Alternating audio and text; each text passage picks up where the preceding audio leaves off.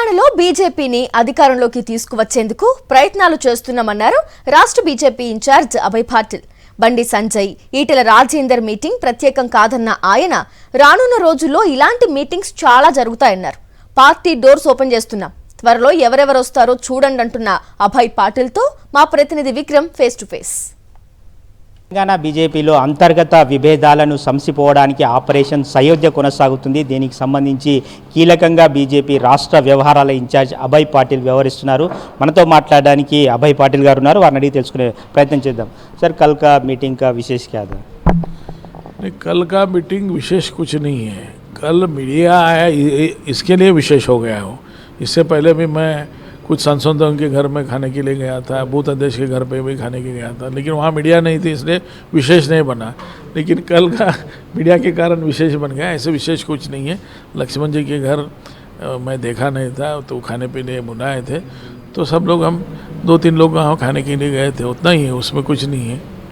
Sir, Nitin नवीन का क्या task दिया? राष्ट्रीय अध्यक्ष जी 3 दिन यहाँ पे रहे. पूरा तेलंगाना का राजनीति है वो पूरा अवगत करने का उनका प्लान भी रहा है. और वो 3 दिन में बहुत से पार्टी प्रमुखों को, कार्यकर्ताओं को मार्गदर्शन भी किया है. उसके बाद में भी निरंतर वो संपर्क में रहते हुए तेलंगाना में आने वाले जीएचएमसी चुनाव में पार्टी का परफॉर्मेंस कैसे बेहतर हो और ये सेमीफाइनल चुनाव जीत के फाइनल के लिए हम तैयारी करने के लिए जो जो चीज़ें हैं उनके नेतृत्व में, उनके मार्गदर्शन में निश्चित रूप से कार्य बहुत ज़ोरों से चल रहा है.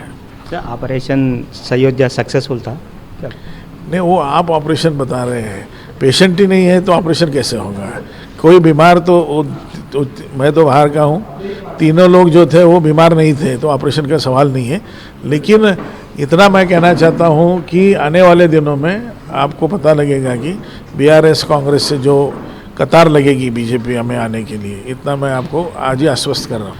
मेरे ख्याल से पूरे हिंदुस्तान में जितने पार्टी है वहाँ ऐसे कार्यकर्ता, बूथ के कार्यकर्ता नहीं किसी पार्टी में. तो उन्हीं के ताकत में हम तेलंगाना में आने वाले दिनों में बहुत से परिणाम आप अंदाज़ा नहीं लगा सकते, ऐसे परिणाम निश्चित रूप से आएंगे. మొత్తం మీరు చూసుకోవచ్చు, తెలంగాణ బీజేపీలో అధికారం తీసుకురావడానికి తాను ఒక వారధిలాగా పనిచేస్తున్నట్లు అభయ్ పాటిల్ స్పష్టం చేస్తున్నారు. వీడియో జర్నలిస్ట్ రంగనాయకులతో విక్రమ్, సాక్షి టీవీ, హైదరాబాద్. మరిన్ని అప్డేట్స్ కోసం ఛానల్ ను సబ్స్క్రైబ్ చేయండి. నోటిఫికేషన్స్ కోసం బెల్ ఐకాన్ పై క్లిక్ చేయండి.